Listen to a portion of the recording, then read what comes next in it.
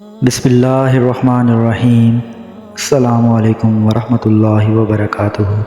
پیارے دوستو، اس ویڈیو میں پیش کیا جانے والا واقعہ اگر آپ کو پسند آئے تو ویڈیو کو لائک کر کے چینل کو سبسکرائب ضرور کیجیے۔ فرعون کا ذکر قرآن پاک میں بنی اسرائیل کے قصے میں آتا ہے۔ فرعون کا تکبر تاریخ اور ادب میں مشہور ہے۔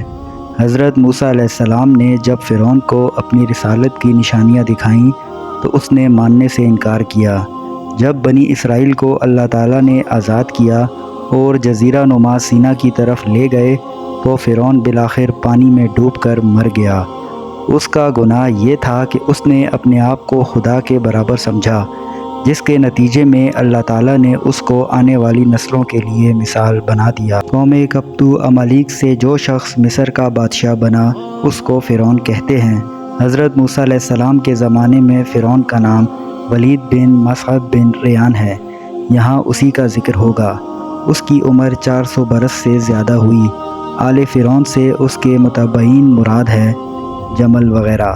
فرعون نے بنی اسرائیل پر نہایت بے دردی سے محنت و مشقت کے انتہائی مشکل کام لازم کیے تھے۔ پتھروں کی چٹانیں کاٹ کر ڈھوتے ڈھوتے ان کی کمریں اور گردنیں زخمی ہو گئی تھیں۔ غریبوں پر ٹیکس لگا رکھے تھے جو غروب آفتاب سے پہلے وصول کر لیے جاتے تھے۔ اگر کوئی نادار کسی روز ٹیکس ادا نہ کر سکا تو اس کے ہاتھ گردن کے ساتھ ملا کر باندھ دیے جاتے تھے اور مہینے بھر تک اسی مصیبت میں رکھا جاتا تھا۔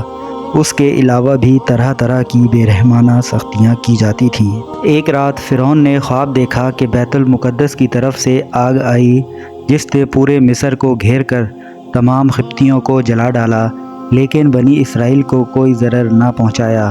اس سے اس کو بہت وحشت ہوئی۔ کہنوں نے تعبیر بتائی کہ بنی اسرائیل میں ایک لڑکا پیدا ہوگا جو تیرے ہلاک اور زوال سلطنت کا باعث بنے گا۔ یہ سن کر فرعون نے حکم دیا کہ بنی اسرائیل میں جو لڑکا پیدا ہو اسے قتل کر دیا جائے۔ داہیاں تفتیش کے لیے مقرر ہوئیں۔ 12,000 یا 1,000 روایت کے مطابق 70,000 لڑکے قتل کر ڈالے اور 90,000 حمل گرا دیے گئے، اور مشیت الہی سے اس قوم کے بڑے بزرگ جلد جلد مرنے لگے۔ قوم کتب کے رؤسا نے گھبرا کر فرعون سے شکایت کی کہ بنی اسرائیل میں موت کا بازار گرم ہے، نئے پیدا ہونے والے بچے بھی قتل کر دیے جاتے ہیں، تو پھر ہمیں خدمتگار کہاں سے ملیں گے؟ اس کے بعد فرعون نے حکم دیا کہ 1 سال بچے قتل کیے جائیں اور 1 سال چھوڑ دیے جائیں۔ اس طرح جو سال چھوڑنے کا تھا اس سال حضرت ہارون علیہ السلام پیدا ہوئے، اور قتل کے سال حضرت موسیٰ علیہ السلام کی ولادت ہوئی۔ تو فرعون کے ڈر سے ان کی والدہ نے انہیں ایک صندوق میں بند کر کے صندوق کو مضبوطی سے بند کیا اور صندوق کو دریائے نیل میں ڈال دیا۔ دریا سے نکل کر ایک نہر فرعون کے محل کے نیچے سے بہتی تھی۔ یہ صندوق دریائے نیل سے بہتا ہوا نہر میں پہنچ گیا۔ اتفاق سے فرعون اور اس کی بیوی آسیہ محل میں بیٹھے ہوئے نہر کا نظارہ کر رہے تھے۔ جب انہوں نے صندوق دیکھا تو انہوں نے خدام سے کہا کہ صندوق کو نکال کر محل میں لایا جائے۔ جب صندوق کو کھولا گیا تو اس میں سے ایک نہایت ہی خوبصورت بچہ برآمد ہوا، جس کے چہرے پر خوبصورتی کے ساتھ ساتھ انوار نبوت کی تجلیاں چمک رہی تھیں۔ فرعون اور اس کی بیوی بچے کو دیکھ کر دل و جان سے اس پر قربان ہونے لگے۔ آسیہ نے کہا، یہ بچہ میری اور تیری آنکھوں کی ٹھنڈک ہے، اسے قتل مت کرنا، شاید یہ ہمیں نفع دے یا ہم اسے اپنا بیٹا بنا لیں۔ اور وہ بے خبر تھے۔ سورۃ القصص۔ چونکہ حضرت موسیٰ علیہ السلام ابھی شیرخوار بچے تھے، اس لیے انہیں دودھ پلانے والی کسی عورت کی تلاش شروع کی گئی، لیکن آپ علیہ السلام کسی کا دودھ پیتے ہی نہیں تھے۔ ادھر موسیٰ علیہ السلام کی والدہ بے حد پریشان تھیں کہ میرا بچہ کہاں اور کس حال میں ہوگا۔ پریشان ہو کر انہوں نے حضرت موسیٰ علیہ السلام کی بہن مریم کو حالات جاننے کے لیے محل روانہ کیا۔ مریم نے وہاں جا کر دیکھا کہ بچہ کسی عورت کا دودھ نہیں پی رہا، تو انہوں نے فرعون سے کہا کہ میں ایک عورت کو لاتی ہوں، شاید کہ یہ اس کا دودھ پینے لگے۔ چنانچہ مریم حضرت موسیٰ علیہ السلام کی والدہ کو لے کر فرعون کے محل میں گئیں۔ انہوں نے جیسے ہی جوش محبت میں سینے سے چمٹا کر دودھ پلانا چاہا تو اللہ تعالیٰ کے حکم سے وہ دودھ پینے لگے۔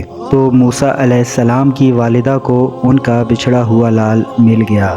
اس بات کا تذکرہ قرآن مجید کی سورۃ القصص میں موجود ہے، جس کا ترجمہ ہے: صبح کو موسیٰ علیہ السلام کی ماں کا دل بے صبر ہو گیا اور قریب تھا کہ وہ اس کا حال کھول دیتی، اگر ہم نہ ڈھارس بندھاتے اس کے دل پر کہ اسے ہمارے وعدے پر یقین رہے۔